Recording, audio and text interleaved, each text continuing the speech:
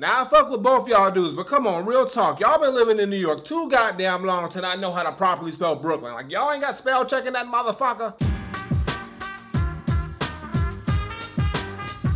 What's going on, everybody? It's the Granddad Woolly, and you are here again for another edition of Woolly Reviews Hip Hop Data. We got an album review today. We're gonna talk about the brand new album that just fucking dropped from one of my favorite MCs of all time and a super dope producer who's been killing it for many, many years. They finally decided to get together on some Voltron shit and do a collab album because that's what's in these days. Collab albums are hot. Like I'm doing one and everybody else is doing one. Mine is fire too, but we ain't talking about me. We talking about these niggas. These motherfuckers are back. They dropped some new shit. They can't spell Brooklyn. I mean, like, honestly, it's not that hard. It's like, y'all weren't even close. Shit. I mean, y'all sure y'all live there? Like, we need to fact check these niggas now. Talking about the new album from Masta Ace and Marco Polo entitled A Breukelen Story.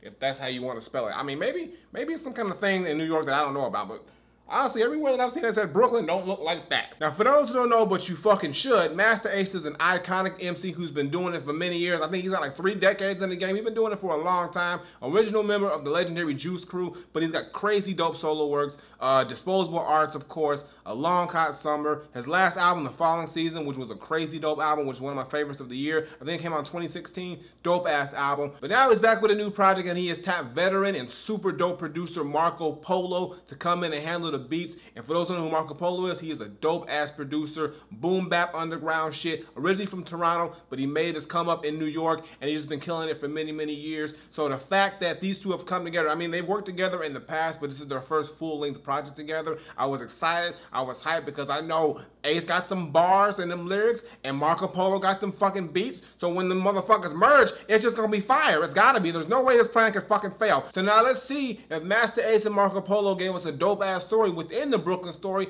or if this album is a misstep, like the whole title was a misspelling. I don't get it. B-R-O-O-K-L-Y-N. How the fuck do you get B-R-E-U-K-E-L-E-N?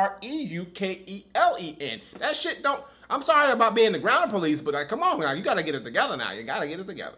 Let's talk about the shit. Now, when I first popped in this album and tuned into the production, like I said, which is all handled by Marco Polo, I knew I was gonna get some of that crazy underground New York style boom bap hip hop, and of course, that's what the fuck I got, and it is goddamn glorious. The beats on this fucking project are so goddamn dope. Marco Polo is another dope slept on producer, and I love what he did on this album. He brings the classic boom bap feel, the classic New York vibe, laid back, head nodding, face crunching tracks, very reminiscent of that 90s golden era New York style boom bap that we love to hear. I mean, I love the shit all goddamn day. It's timeless. And Marco Polo just excels in that sound because that's what he came up on and that's what he showcases. But there is a lot of great moments on here with the production as well that kind of show some variation with Marco Polo. It isn't your just cut and dry boom boom bap style. He has a lot of dope instrumentation. He uses a lot of dope sampling in here, some dope cuts on here with the DJ shit, some very nice just aesthetics to it. And there are some dark moments, some bright moments, some soulful moments, some really just like energetic moments. So he really takes us on a roller coaster ride with these beats, and he really does help guide the story of this album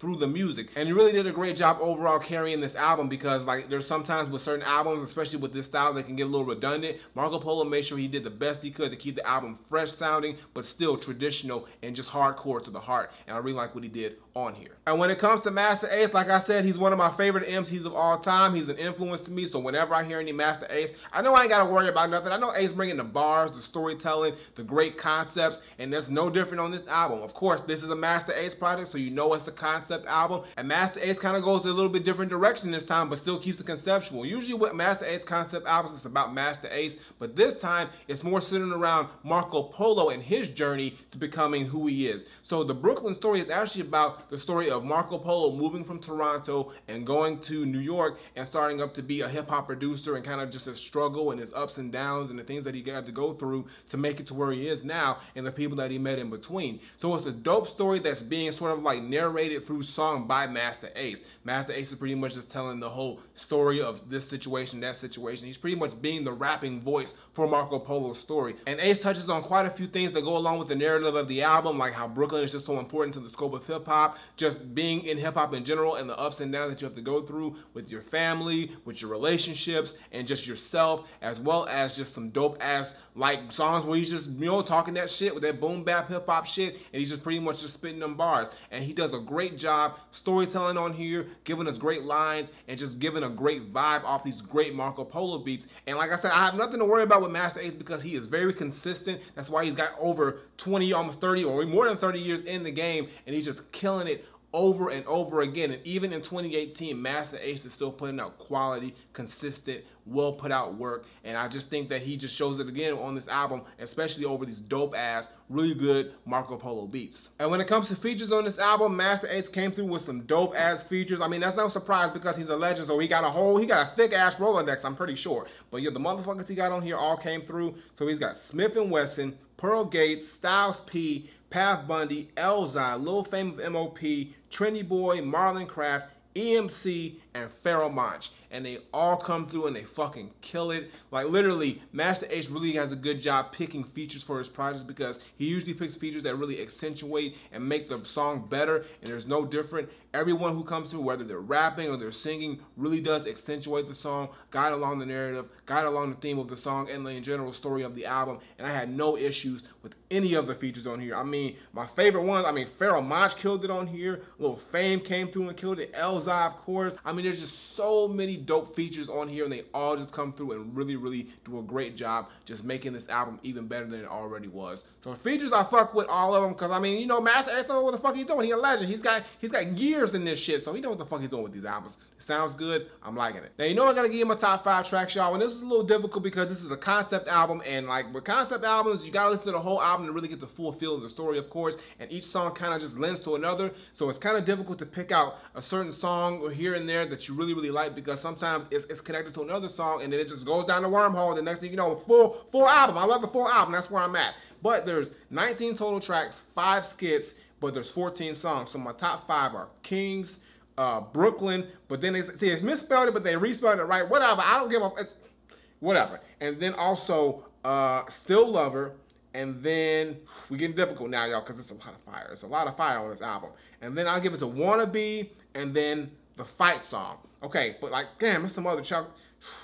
That's a lot of dope songs, but those are my top 5. I'm good with that. So the first one, Kings, is the opening of the album. And this song is pretty much centered around Masta Ace more than anything. It's pretty much him just establishing himself as a king from the city that he reps, and him just talking about his journey and his path to being that level or that status. And it's a dope-ass song. I love the vibe of it. I love the beat on here. It's got a really just like somber but very just like eerie piano on here, but it just sounds very, very just like epic in a way. The drums on here hit very hard, and it just comes off as a really dope ass intro beat. It sounds like an introduction beat to a whole entire story that we're gonna get, and Masta Ace is just giving his perspective and his just feeling and his vibes, and he's mad that y'all ain't paying him enough. He wants more respect. You gotta respect this man because he is literally a king. He has pretty much crafted the careers and just influenced so many of our favorite artists this day. So you really, really need to show Masta Ace some respect and pay that motherfucker 6 figures if you got it. Most people ain't got it, but if you got it, pay that man because he deserves it. But it's a dope ass intro. It's a little bit of Masta Ace that we're gonna get, because then after that, it's all about Marco Polo. I mean, Masta Ace is rapping,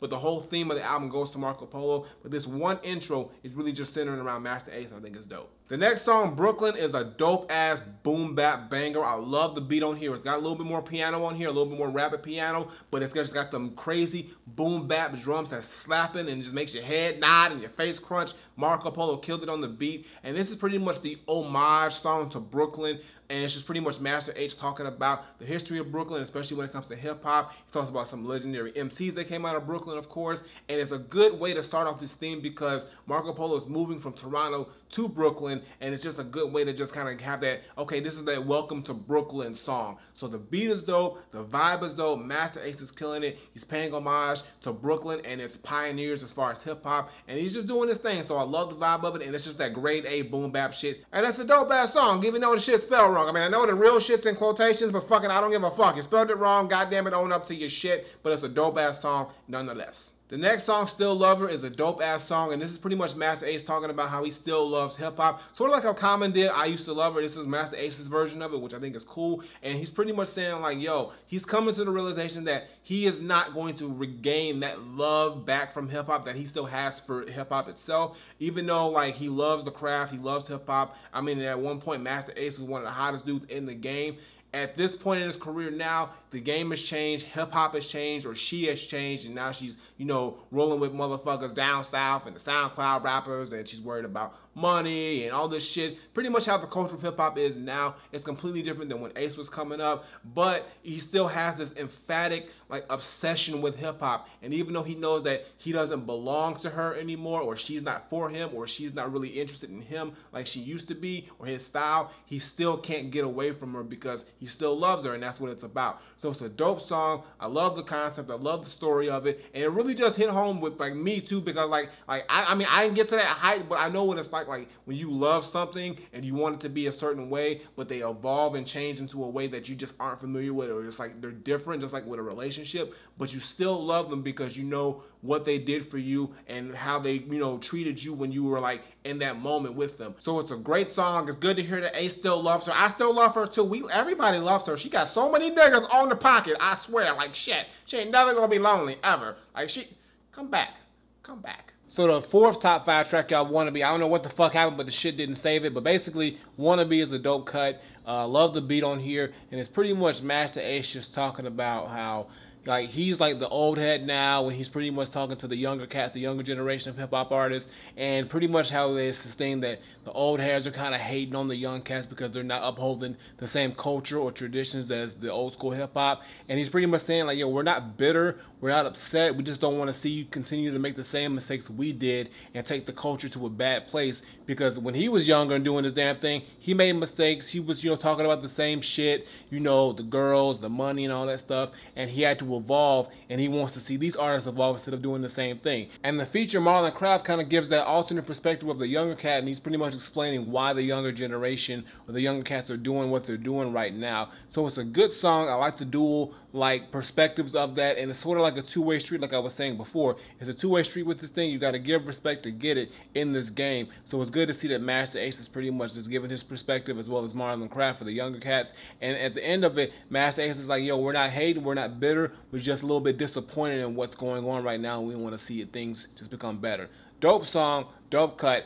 First time this shit has ever happened, but yo, I had to get it to y'all because that's what it is. And the last song, the fight song, is the closeout of the album, and it features Pharoah Monch, and Pharoah Monch just comes in with this super lyrical, dense, eerie, dark verse, and he's just fucking killing it. Like, Pharoah Monch, I think, is on the way to drop a new album because he dropped a single. He's been kind of popping up on albums here and there more recently. I think we about to get a new Pharoah Monch project, which is going to be dope as fuck, but he kills it on this fucking beat. The beat is just so eerie and ominous. It's one of the more darker and eerie beats on the entire album. It's surprising that the album ended this way, especially with the previous beats on here, which are more like soulful and jazzy and more bright. This is really, really dark, but I really love how the album ends. And then Ace himself comes through with a dope ass verse, and it's just got these hard hitting beats, and it's just like a really, really, it sounds like a fight song. It sounds like some shit you about to hear when you about to go knock a nigga out, and then you end up like getting knocked out yourself because, like, you know, you ain't got them hands like you thought you did, but you still fought, nigga, so that's all that fucking matters.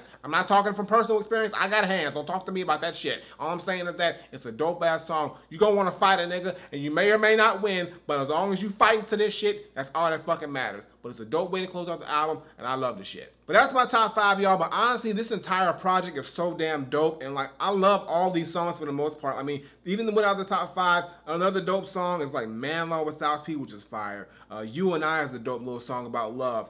Also, shit, American Me, which is a political song, which really comes off very, very well. God Bodies. 3 with emcee is just a lyrical fucking masterpiece with that shit. I mean, it's just so many goddamn dope ass songs. Count them up with Lil Fame. I mean, come on. 1, 2, 3, 4, 5. That shit, that sample day. Oh my God. Like, honestly, this project it's no surprise that it's so dope because Masta Ace never disappoints. Marco Polo always comes through with quality beats. And when I heard that these two were doing a project together, I already knew it was going to be fire, but I didn't expect it to be this damn dope. And I love the fact that the concept is more centered around Marco Polo with the skits and the theme and not Masta Ace, because like we've heard story after story with Masta Ace, and I was wondering how far can he go? How many more more stories can he come up with through his personal life or through his head. And it's good that he kind of like moved it over to someone else and just played the sort of narrator with song on here, which I think is very dope and something he should do more often. I think this is something that Ace can do with more producers. Like he can get another producer and kind of tell their story, and it'll just make a whole nother level of conceptual albums that Ace can go and do for another 10 years if he wants to. So I just really like the whole vibe of this album. I love how it came off.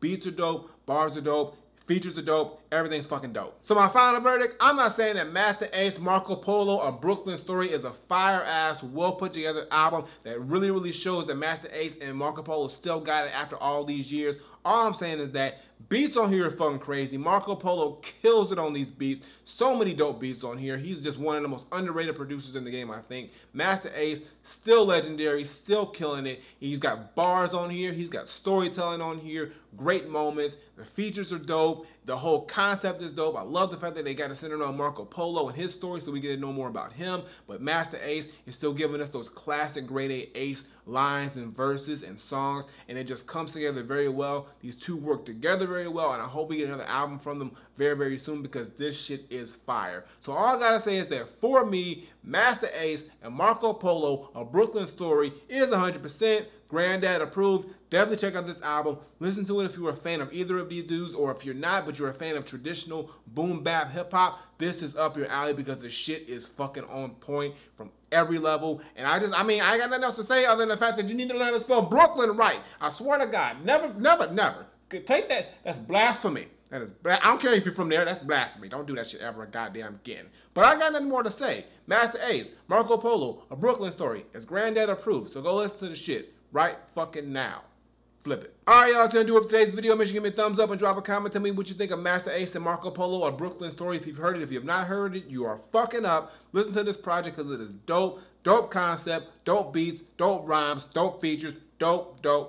And the reason why I'm saying dope so much is because the motherfucker in the comment section say I say it so much. So now I'm open to dope. You're welcome, motherfucker. I hope you're watching. Chat. Previous videos on the side was my latest single. Check that out. Show us some love. And as always, Twitter, Facebook, SoundCloud, Instagram. Links in the description below. And subscribe. Button on the screen. Button below. Woolly Reviews twice a week as well as the gaming videos. I just finished Spider-Man's first DLC. I'm going to start the next one, Turf Wars, very soon. So be on the lookout for that shit. As well as let's talk about the shit. Hit the notification bell so you know when I drop new shit. And I ain't got nothing more to say. So until next time I take my leave, Granddad, Masta Ace, Marco Polo, A Breukelen Story, dope ass album, but learn to fucking spell. Like honestly, like when you type in shit, there's a little bar that comes under there unless you know that you didn't spell it right, and you just gotta right click and they don't fix it for you. Like why the fuck did you do? Like maybe they meant to do that. Maybe, but why?